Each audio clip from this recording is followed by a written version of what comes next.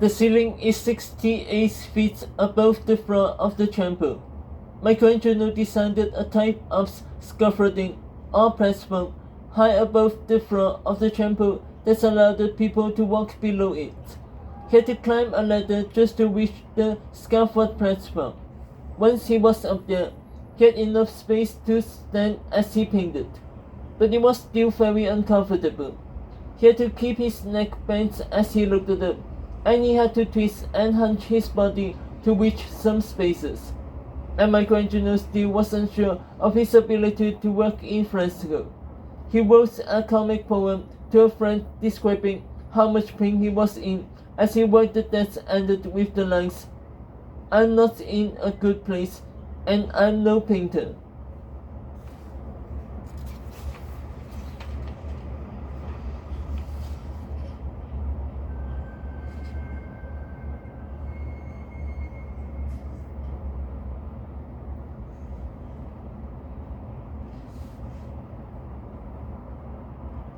After only a few months of work, Michelangelo's worst fears about painting the fresco came true.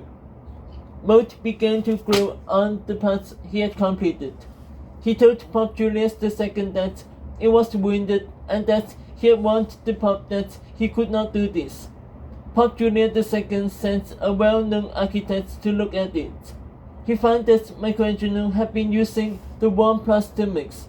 Instead of firing Michelangelo and giving the job to another artist, as Michelangelo expected, Julius II just had the bad plaster scraped it off and told Michelangelo to start over.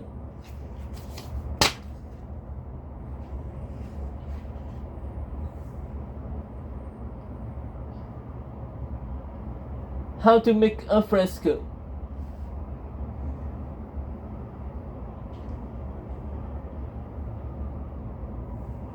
The art of creating a fresco had to begin the night before an artist actually did any painting.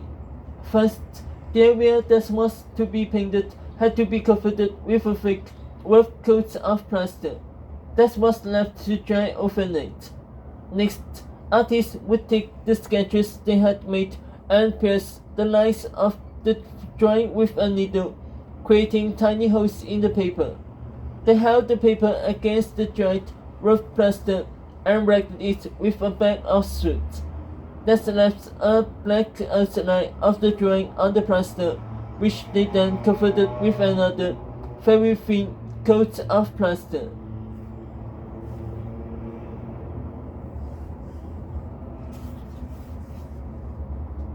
Now it was time to paint in color, and they had to work fast. The plaster dried within 2 to 4 hours, so artists had to move quickly. They could only finish a small patch at a time, so painting frescoes often took years. And once the plaster dried, it was very hard to fix any mistakes or make changes to the painted fresco. Artists had to be quick and careful.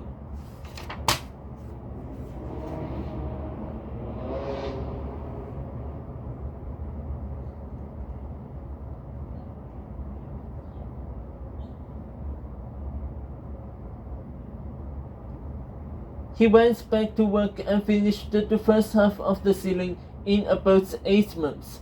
Michelangelo needed more money from the Pope to continue working, but Julius II was off fighting another war. The artist also wanted to go back to Florence to visit his brother Brunellotto, who was ill.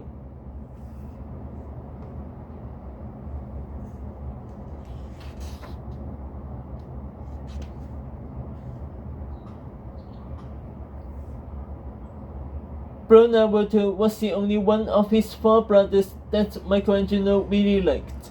He loved his father, but they had a difficult relationship. Lodovico often wrote to his artisan, asking for money. Michelangelo wrote angry letters back to his father. He did not have much patience with his family. They needed his money but feared his quick temper. Still, he bought several houses in Florence for them. Michelangelo wanted them to live like the noble family he thought they were.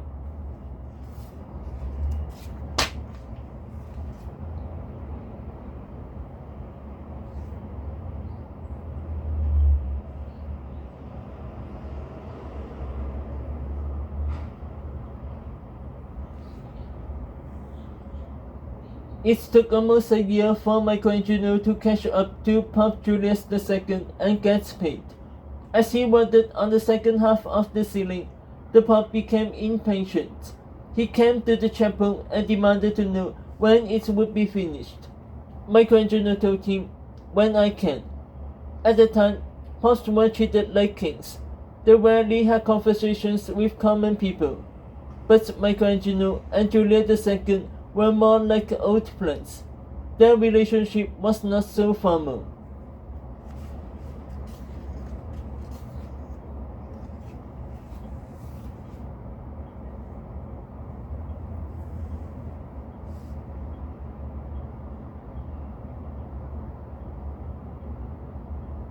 When the complete ceiling was finally revealed on October 31, 1512, people knew it was special. Over 4 years, Michelangelo had frescoed 12,000 square feet of space. His work contained over 300 different figures and 9 sections that told stories from the Old Testament of the Bible. It included God's creation of the universe, the separation of light from darkness, the creation of humans, and the fall of humans from paradise. It also told the story of Noah's Ark and the Great Flood. The figures were active, energetic, and dramatic. The colors were bright and rich. The overall effect of the huge ceiling was stunning.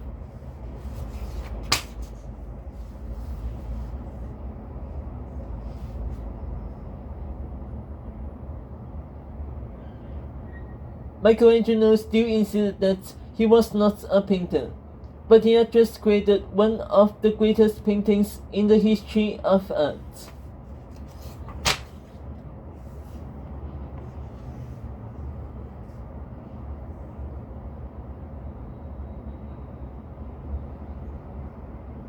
Chapter 5: The Pope's Orders.